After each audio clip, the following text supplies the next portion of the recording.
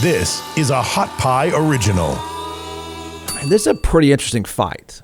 It's rare, and I know it's not cool in the talk show business to say both sides are right, but I think both sides are right. And what I don't get, I didn't understand it pre-COVID, pre-pandemic, and I certainly don't get it now. What's the point in the movie theater business again? Are there not consistent reminders that maybe, just maybe, it's not a great business model for whatever reasons you want to make up?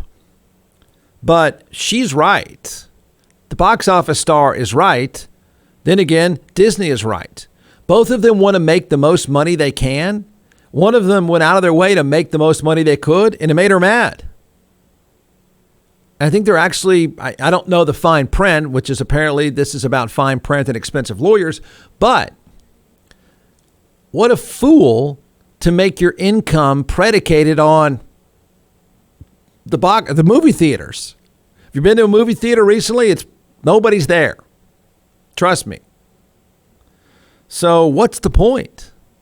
What were you thinking by setting your deal up this way would be one part of this. And the other is, what's the point in doing something like this again? What is the point? Why not just send us the movies on, I want to stream it now, done, end of story? Why is this not a reminder that the business that we thought, the model that we thought is just not going to work? Pretty fascinating argument, though. So late yesterday, Scarlett Johansson filed a lawsuit alleging that Disney breached her contract by releasing the superhero film Black Widow on its streaming service, Disney+. You're thinking, well, what's the problem here? I mean, why wouldn't they do that? I mean, they've got a service. They want to make some money. Yeah, well, she says you did it too fast. My contract is predicated on box office receipts. You guys turned around and released it streaming, and I lost out on that money that would have been at the box office, which I think is debatable too. I don't know how many people would have shown up at a theater. Why? The suit alleges that Johansson agreed that her salary for the film would be based in large part on the film's box office haul. I don't know when these agreements are put together. That is a bad idea, correct? But she's saying, and maybe rightly so, and I get her point, she's saying, well, wait a minute. I didn't know you were going to let it open up for a weekend and then turn around and stream it, because the minute you stream it is the minute I'm losing out on the money that would have, people would have had to go to the theater to see it. That's not cool. Then Disney is saying, deal with it. We're trying to make the most money possible. We're going to get this movie out as many ways as possible. The movie itself was meh.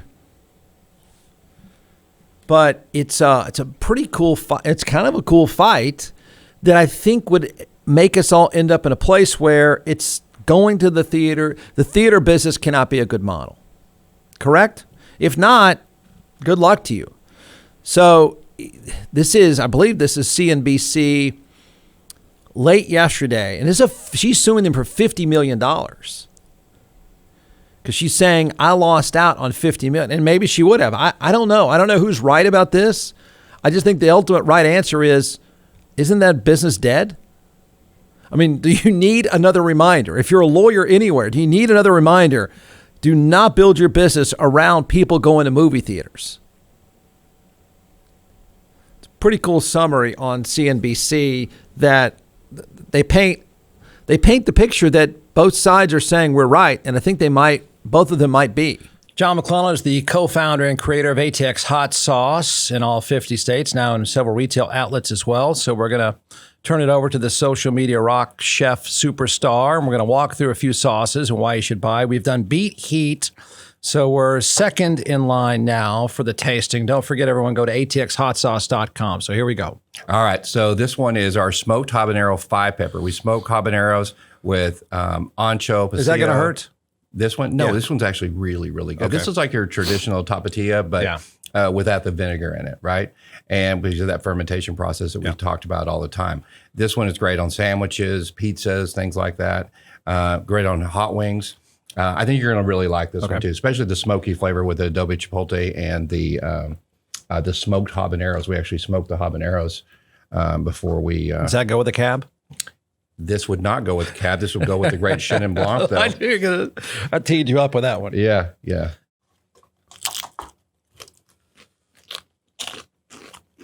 That is good. That's good. Isn't that good? It's just classic take. Well, it's a new take on a classic item. So it's called smoked habanero 5-pepper. All right, don't forget One of my favorites. Don't forget atxhotsauce.com. Now we have a news alert on Disney with Scarlett Johansson involved. Julia Borsten has this story for us. Julia? Kelly, Scarlett Johansson, the star of Disney's latest Marvel movie Black Widow, has filed a lawsuit today in Los Angeles Superior Court against Disney. This, according to a report in the Wall Street Journal. This lawsuit alleging that her contract was breached when this film that she just starred in, Black Widow, was released simultaneously on Disney Plus for an additional fee at the same time as it was released theatrically. She says that her deal guaranteed an exclusive theatrical release, and her salary was based in large part on the box office performance of the film. So this really raises a lot of questions about the new simultaneous streaming strategy, the shortening of windows we've seen a lot of films take and a lot of the studios take right now. So it'll be really interesting to see how this plays out. We have reached out to Disney for comment. We have not heard back yet, but Kelly, this is really a moment where the whole movie industry is reevaluating how they're going to be making deals with talent and also how they're going to be releasing films. It's fascinating. I would love to know, if she raised this as a concern upon hearing that they were going to stream it, if there was some, attempted a contract negotiation before we got to this point. Again, can't wait to find out those details as the industry evolves. Julia, thank you very much. Julia Borsten. I'll tell you who you need to be pissed at. Your lawyer. What were you thinking, man? Wait, where's the clause? Where's the parentheses? Where's the hereafter? Therefore, what's up, man? You just cost me. The movie did $318 million. I mean, I if somebody says, "Hey, look, sorry, Black Widow, Black Widow, you should have written a better deal. You got to look ahead, man. Sorry, Scarlett Johansson, those days are gone. Should have thought of this ahead of time." So the movie, I don't know why we're going to theaters anyway. So the movie did $318 million, $80 million in its North American opening. I mean, the model here would tell you that you come out with a superstar and you have a big name movie, whether I think it's good or not. I nerd out on these things with my kids, so we watch them all. But so in other words, is the movie theater business now only for one weekend? Is that what you're going to do from here on out? Is, hey, I'm going to try to double up my revenue here. I'm going to open up with a big star and a big weekend, and the movie theater is really only about one initial release. What are they going to do the rest of the time? How are they going to pay the rent?